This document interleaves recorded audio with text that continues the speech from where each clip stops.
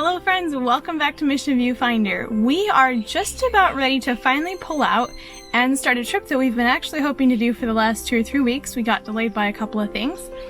But we are about to head out on a trip to go visit some of the different missionaries around here. We're going to be doing 2 or 3 videos probably also.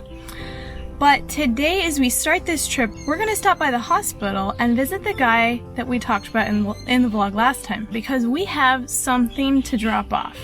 Now, this little thing has been quite the deal this morning. There was lots of things that went wrong. It wasn't playing in order, and there was just a lot of stuff with the technology of it that was wrong, and everything was messed up.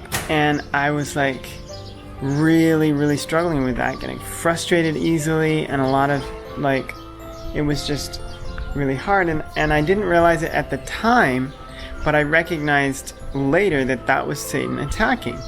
And we literally are leaving like an hour or 2 later than we were planning on because of this thing. But you know, just as somebody was mentioning to us last night, often it's these obstacles that we face as we seek to work for God that should be an encouragement to us that we're on the right path, because we're doing something that Satan doesn't like.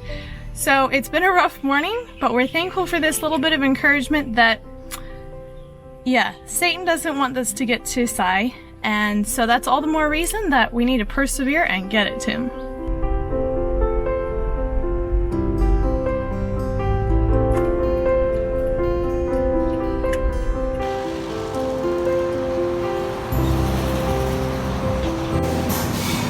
What'd you just do?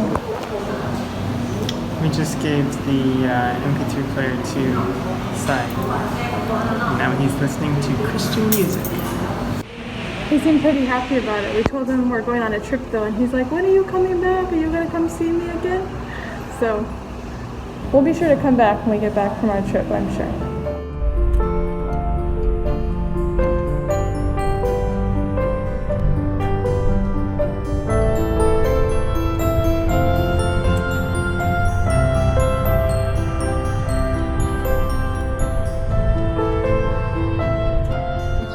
That evening when his wife went to visit, she called Hannah and was like, thank you so much for bringing it. And it was just like such a wonderful thing to have been able to be a part of that, even though Satan was attacking. I just want to be able to recognize that better when Satan is attacking, because when you recognize it, when you know what's going on, it's easier to counteract it and just give it to God right away. Anyway, that's what I want for the future, but we're so thankful that Sai has that audio Bible and music. And so pray for him as he listens. I'm sure he's listening a lot every day.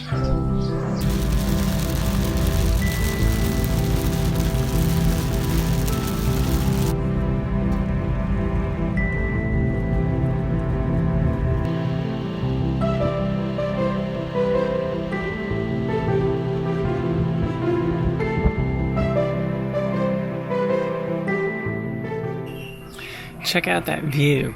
Isn't it gorgeous? I just love being out in the village and out in the country.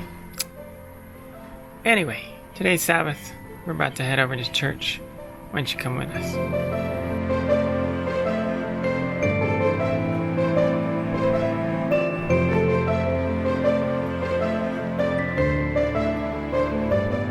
So this church in the background here is actually a church that I came to for at least a couple of years with a whole bunch of students back when we were at the school here in this area. So this place holds a lot of memories. There are people behind the church here that we give Bible studies to, and it was a real big ministry part of my life. I was busy with a lot of school administration stuff and teaching, but this was a real ministry outlet for me, and it was very special. So this is the first time I've been back here in like 3 years. So I'm very thankful we can be back, and looking forward to the people we can see today.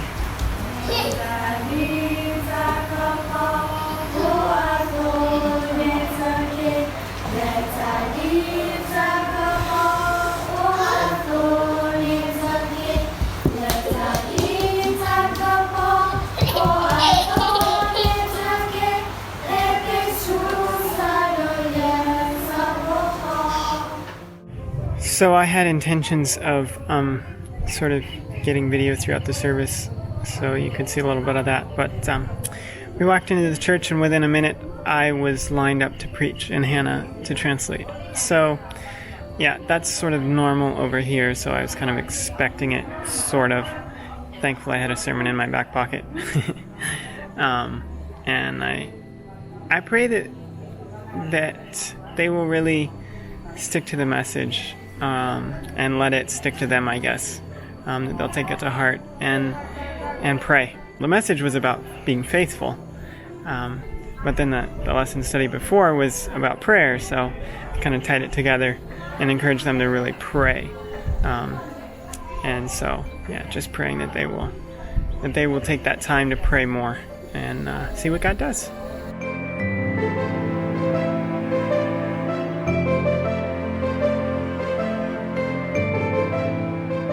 We also got to visit a new little Korean school that's in a pretty remote location.